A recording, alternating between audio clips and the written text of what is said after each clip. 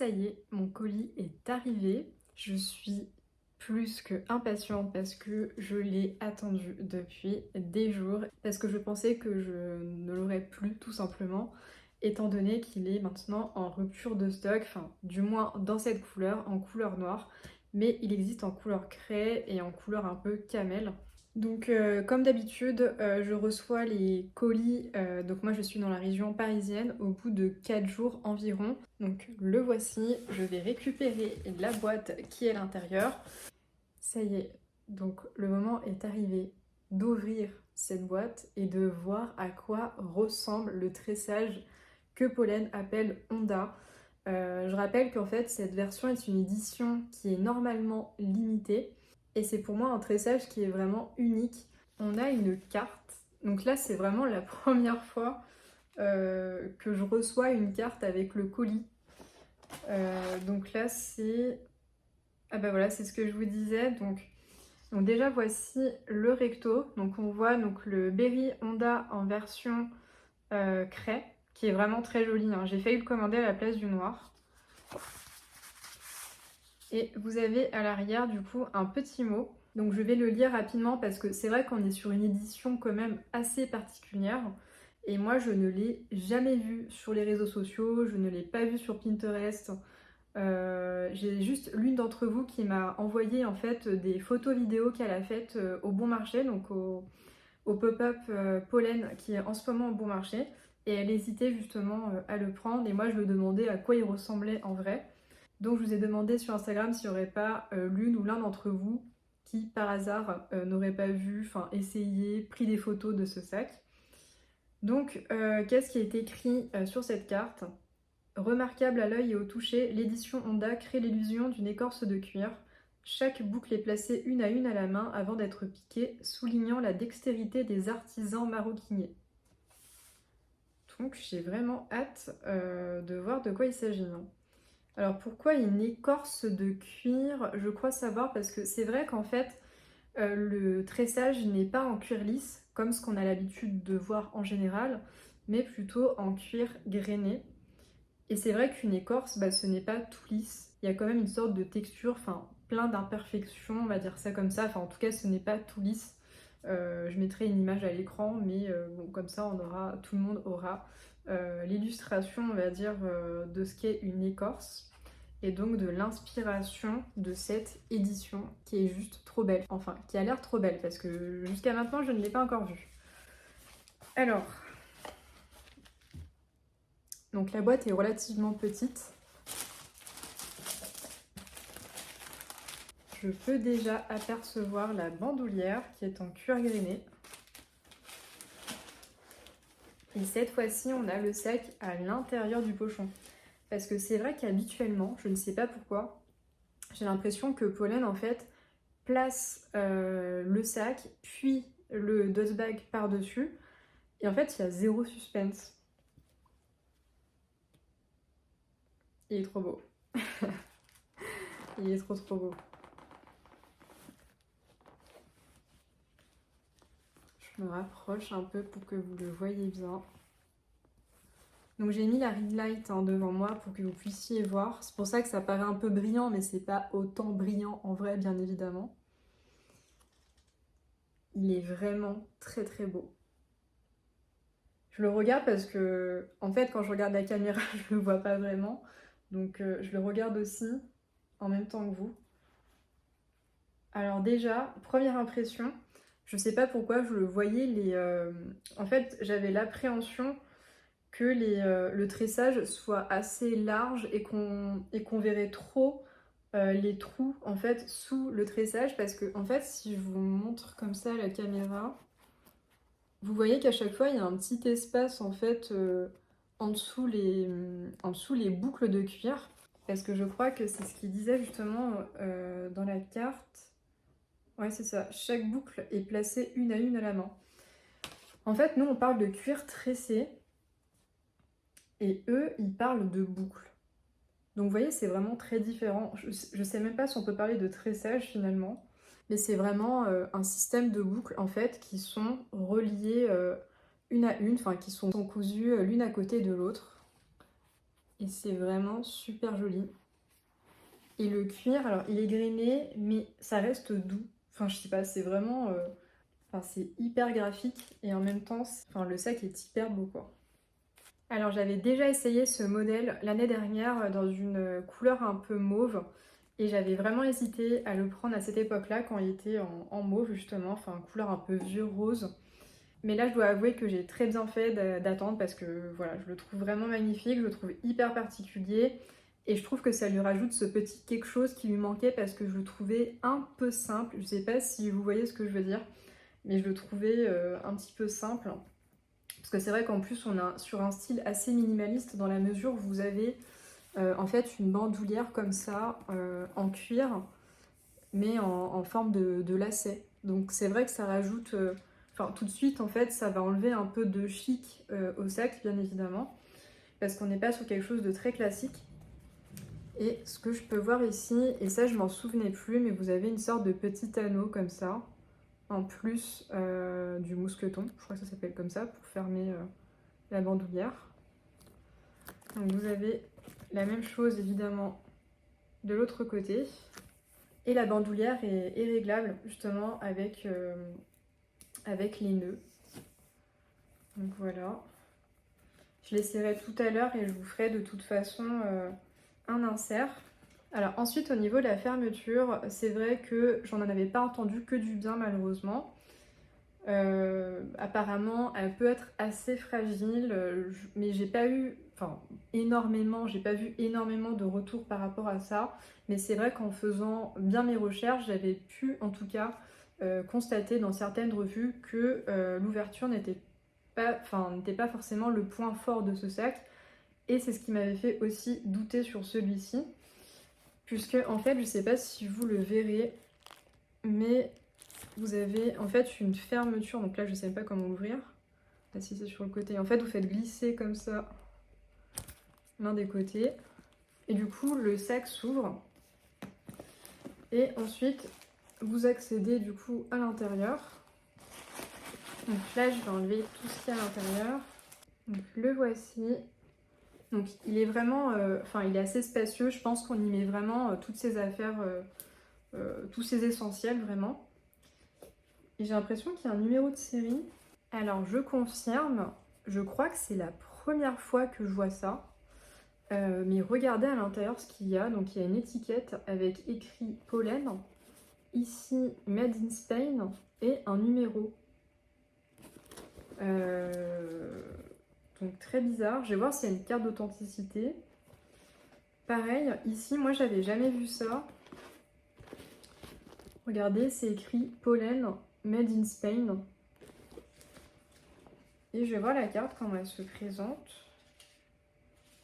Non, la carte, il n'y a rien de spécial.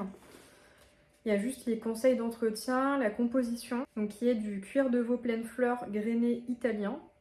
Mais c'est vrai que c'est ultra rare de voir des sacs premium avec des numéros à l'intérieur. Je pense que ce sont des numéros uniques. Donc si je me rends en boutique, normalement je devrais y aller en fin de semaine. Je vous mettrai en commentaire si effectivement il s'agit d'un numéro d'authenticité ou pas. Ou est-ce que c'est lié en fait au fait que ici il s'agit d'une édition qui est de base, je pense, limitée. Non pas par sa couleur, mais par le fait qu'il y ait ce système de boucles. Que vous dire d'autre? Sinon, en dessous, voilà, ce qui est assez original, vous avez en fait des sortes de plis qui sont cousus en fait en dessous le sac et qui rendent le sac encore plus esthétique. Enfin voilà, je trouve que c'est super joli. Je crois que l'une de vos questions aussi, c'était de savoir si on pouvait accéder en fait à nos affaires sans justement enlever la fermeture. Donc là, si on fait le test, je pense que oui. Vous voyez, on a accès à l'intérieur. Par contre, ce qui est assez intéressant, c'est que en fait, vous voyez, donc on a ce cuir là qui est totalement plié, ce qui fait qu'à l'intérieur, ce n'est pas totalement plat. En fait, il y a comme une sorte de bosse. Mais je pense pas qu'on le verra, hein. Mais en fait, il y a une sorte de bosse parce que justement, le cuir, il est plié. Donc ce n'est pas tout plat à l'intérieur. Donc vous pouvez le porter à la main comme ceci. Donc pour info, si vous me posez la question, je suis en tenue Zara. Donc voilà, c'est la première fois d'ailleurs que je porte cette tenue. Donc on peut le porter comme ça au niveau du bras. On peut le porter bien évidemment à la main. Et donc ça fait vraiment rappeler, je trouve, Mini Jodi de Bottega Veneta. Et c'est ce qui m'a fait également craquer parce que c'est vrai que le Mini Jodi, je l'aime beaucoup. J'aime beaucoup ce sac, je trouve, mais je trouve qu'il est un peu cher et j'ai peur de m'en lasser. Ce qui fait que là, je voyais un sac qui s'en inspirait, mais qui n'est pas, enfin, ce n'est pas un Bottega, on le sait. Et ici, voilà, je trouve que la forme s'en rapprochait, voilà, ça me faisait un peu penser à ce sac, mais je pense que ce n'est pas du tout voulu de la part de Pollen, bien entendu. Mais c'est vrai que comme ce sac était dans mon esprit, bah, du coup, ça m'a donné encore plus envie d'acquérir ce type de sac. Puisque c'est une forme que moi je n'avais pas encore dans ma collection. Je n'avais pas non plus de sac, vous voyez, avec une bandoulière comme ça, assez simple, juste avec une sorte de corde, qui fait aussi en même temps, je trouve, assez moderne. Et c'est vrai que c'est un sac qui peut être aussi bien la journée comme pour le soir, puisque en fait on peut retirer la bandoulière, donc à ce niveau-ci, et ne le porter que à la main, par exemple, comme une pochette. Et c'est vrai qu'en ce moment les pochettes, bah, c'est vraiment, c'est plutôt assez tendance en ce moment. Donc voilà, je le trouve en fait hyper versatile et en même temps on a quand même de la place à l'intérieur. Au niveau de la bandoulière, je trouve qu'elle est parfaite. Bon là je l'ai pas du tout réglé, mais même comme ça en fait il est déjà hyper bien. Je vais essayer de me reculer comme ça, vous verrez peut-être mieux. Mais je le trouve vraiment parfait. Il est super chic, mais en même temps il fait pas trop... il fait pas trop d'Adam, voilà, c'est ça. C'est pas un sac qui fait d'Adam, mais en même temps, il a ce côté un peu trendy euh, et qui reste quand même élégant. Voilà. Voilà, je sais pas trop comment vous le décrire d'autre. Mais... Et donc, c'est plus un sac, on va dire, contemporain, mais tout en étant quand même assez classique. Enfin, je pense pas qu'on pourrait s'en lasser tout de suite parce que voilà, on n'a pas de logo. On n'a pas écrit pollen en gros, donc, et on est sur un cuir qui est vraiment d'une excellente qualité. Et je trouve que voilà, tous ces détails, en fait, c'est ce qui rend le sac vraiment unique et encore plus joli et encore plus chic que dans sa version normale en cuir grainé. Au niveau du prix, il me semble qu'on est à 450 € pour ce sac. Je trouve que c'est vraiment ultra raisonnable pour voilà, le travail qui est effectué sur ce sac.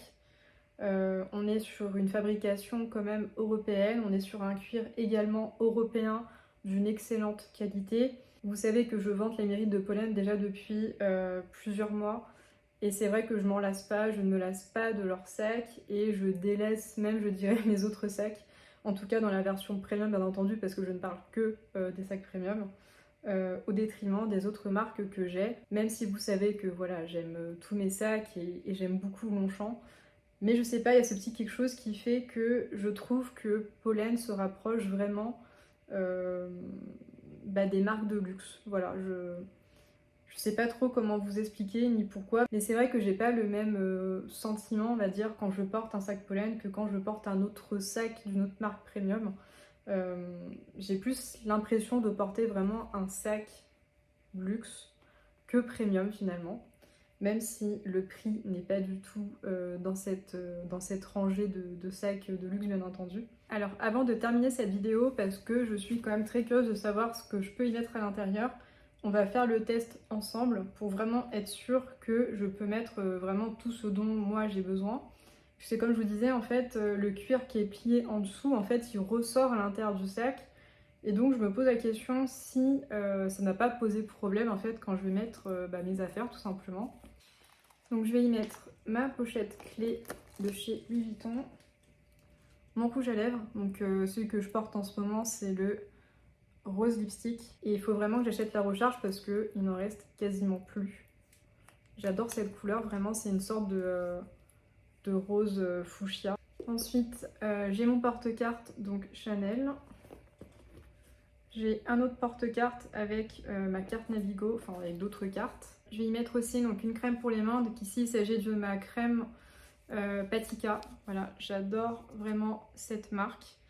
À savoir que le créateur en fait de cette marque, je ne le savais pas du tout, mais c'est le petit-fils de Louis Vuitton en fait, qui est derrière cette marque. Et je ne le savais pas, mais quand je l'ai su, bah écoutez, ça ne m'étonnait pas parce que vraiment leurs produits sont d'une hyper bonne qualité. Je vais y mettre aussi donc un paquet de mouchoirs. Et là, je trouve qu'on est déjà plutôt pas mal.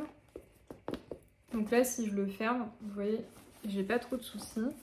Donc voilà, il n'est pas du tout déformé. Je pense que je peux y rajouter un tote bag. Enfin, vous voyez les tote bags un peu...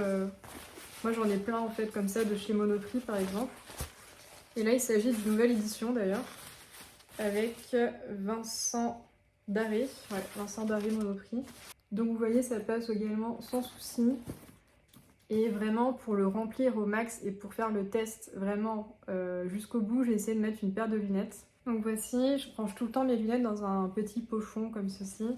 Ou des fois, j'ai également ceux de chez Chanel. Là, il s'agit de mes lunettes Chanel beige et noir en l'occurrence. Donc voilà, c'est rentré. Je pense que là, on est vraiment au max du max. C'est vrai que j'ai pas testé pour mettre mon téléphone. Mais je pense qu'il rentre sans souci. Donc voilà, là on est vraiment au maximum. Alors je voulais faire le test, mais on peut aussi rentrer une petite bouteille d'eau. Donc là il faudrait que j'enlève plus de choses dans mon sac. Mais si j'enlève par exemple, donc là j'ai déjà enlevé les lunettes de soleil. Je vais enlever la crème pour les mains. Je vais enlever les mouchoirs. Donc vous voyez ce que ça donne. On va dire qu'on est à la moitié. Bah là la bouteille elle passe sans souci. Je pense qu'un petit parapluie, vous savez les tout petits parapluies de sac, ça peut rentrer également du coup. Je vais essayer de fermer. Et j'arrive à fermer. Donc si je peux mettre une bouteille d'eau, je peux forcément mettre un iPhone même d'une très grande taille, enfin un Samsung ou autre de très grande taille. Donc on peut dire que ce sac est quand même très pratique. Je le trouve pratique parce qu'on peut y mettre quand même une bouteille d'eau, ce qui n'est pas rien. Ce qui n'est pas rien de nos jours parce que j'ai pas beaucoup de sacs moi dans ma collection où je peux mettre un parapluie, une bouteille d'eau. Il y a éventuellement mon Marc Jacobs, vous savez le mini, enfin le micro tote bag de chez Marc Jacobs qu'on a l'impression qu'il est tout petit mais en fait on peut y mettre plein de choses à l'intérieur. Et j'ai mon pliage, enfin mon pliage XS de chez Longchamp où je peux également mettre je crois une bouteille d'eau. Enfin en tout cas je mets beaucoup plus de choses que par exemple dans un numéro 10 ou dans un numéro 7, parce que de toute façon le numéro 7 on y met vraiment, enfin je pense que c'est un des sacs poubelles où on y range le moins d'affaires. Donc cette vidéo touche à sa fin, j'espère qu'elle vous aura plu, j'espère que cet unboxing vous aura pas ennuyé parce que voilà, des fois à force de voir des unboxings, ça peut un peu nous ennuyer, mais bon j'espère qu'en tout cas celui-ci vous aura été utile, vous aura inspiré, vous aura aidé dans votre quête de sac si vous recherchez ou pas un sac en ce moment. En tout cas, je peux vous dire que je l'aime vraiment beaucoup. Et j'ai vraiment hâte maintenant de le porter et de créer des looks avec. Dites-moi en commentaire si, voilà, comment vous le trouvez déjà de prime abord, parce que c'est vrai que vous le voyez via une vidéo, enfin via des photos, vidéos. Donc c'est pas toujours simple de se projeter, mais bon, j'espère vous avoir donné un maximum de détails en tous les cas. Et moi, je vous fais de gros bisous et je vous dis à la prochaine.